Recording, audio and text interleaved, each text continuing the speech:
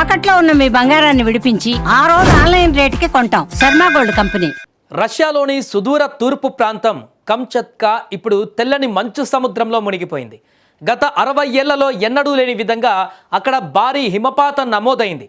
డిసెంబర్లో 3.7 మీటర్ల మంచు కురవగా జనవరి మొదటి 15 రోజుల్లోనే మరో 2 మీటర్ల మంచు కురిసింది. మొత్తం మీద 13 అడుగుల కంటే ఎక్కువలో ఆ ఎత్తులో మంచు దిబ్బలు పేరుకుపోయాయి. మాస్కోకు 6800 కిలోమీటర్ల దూరంలో ఉన్న ఈ రేవు పట్టణం ఇప్పుడు హిమ దిగ్బంధంలో చిక్కుకుంది. 30 ఏళ్ల క్రితం నాటి రికార్డులను సైతం తుడిచిపెట్టేస్తూ కురిసిన ఈ మంచు రష్యా చరిత్రలోనే అత్యంత కఠినమైనటువంటి శీతాకాలానికి సాక్ష్యంగా నిలుస్తోంది. ఈ మంచు ఎంతటి బీభత్సాన్ని సృష్టించిందంటే అపార్ట్మెంటుల ప్రవేశ మార్గాలు పూర్తిగా మూసుకుపోయాయి. ప్రజలు తమ ఇళ్ల నుంచి బయటకు రావడానికి గంటల తరబడి సొరంగాలు తవ్వుకోవలసిన దుస్థితి ఏర్పడింది. భారీ చక్రాలు ఉన్న 4 వీలర్ డ్రైవ్ వాహనాలు సైతం మంచులో చిక్కుకుపోయి కదలలేని స్థితిలోకి మారిపోయాయి. రోడ్ల పక్కన పార్క్ చేసిన కార్లు పూర్తిగా మంచులో కూరుకుపోయి అవి కార్లని గుర్తుపట్టలేనంతగా మంచు దిబ్బలుగా మారిపోయాయి. రవాణా వ్యవస్థ చిన్నాభిన్నం కావడంతో రొట్టెలు, పాలు వంటి అత్యవసర వస్తువులకు కూడా తీవ్ర కొరత ఇప్పుడు అక్కడ ఏర్పడింది.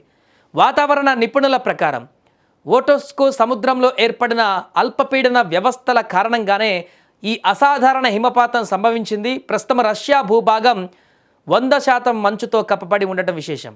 అయితే ఈ మంచు కేవలం ఇబ్బందులనే కాదు, విషాదాలను కూడా మిగిల్చింది. భవనాల పైకప్పులపై టన్నుల కొద్దీ బరువుతో గడ్డలు ఒక్కసారిగా విరిగిపడడంతో 2 వ్యక్తులు మరణించారు. దీంతో అధికారులు అక్కడ స్టేట్ ఆఫ్ ఎమర్జెన్సీ ప్రకటించి ప్రజలను అప్రమత్తం చేస్తున్నారు. మంచు వల్ల విద్యుత్ వైర్లు తెగిపోవడంతో వేలాది ఇళ్లు చీకటిలో మగ్గుతున్నాయి. ఇక నగరాన్ని చూడ్డానికి ఇప్పుడు నడక ఒకటే మార్గమని ప్రజలు ఆవేదన వ్యక్తం చేస్తున్నారు.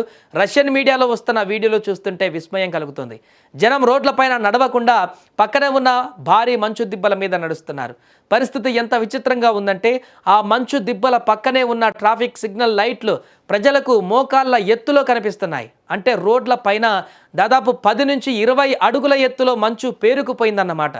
విమాన సర్వీసులు రద్దు కావడంతో కమ్చత్కా బాహ్య ప్రపంచంతో ఇప్పుడు సంబంధాలు కోల్పోయింది.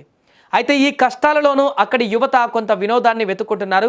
కొన్ని మీటర్ల ఎత్తులో ఉన్న మంచు దిబ్బలపై నుంచి దూకుతూ వారు ఆనందిస్తున్న దృశ్యాలు వైరల్ అవుతున్నాయి.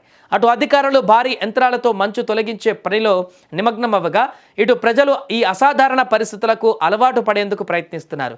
ప్రకృతి విసిరిన ఈ సవాలును కమ్చత్కా ఎలా ఎదుర్కొని సాధారణ స్థితికి వస్తుందో వేచి చూడాలి.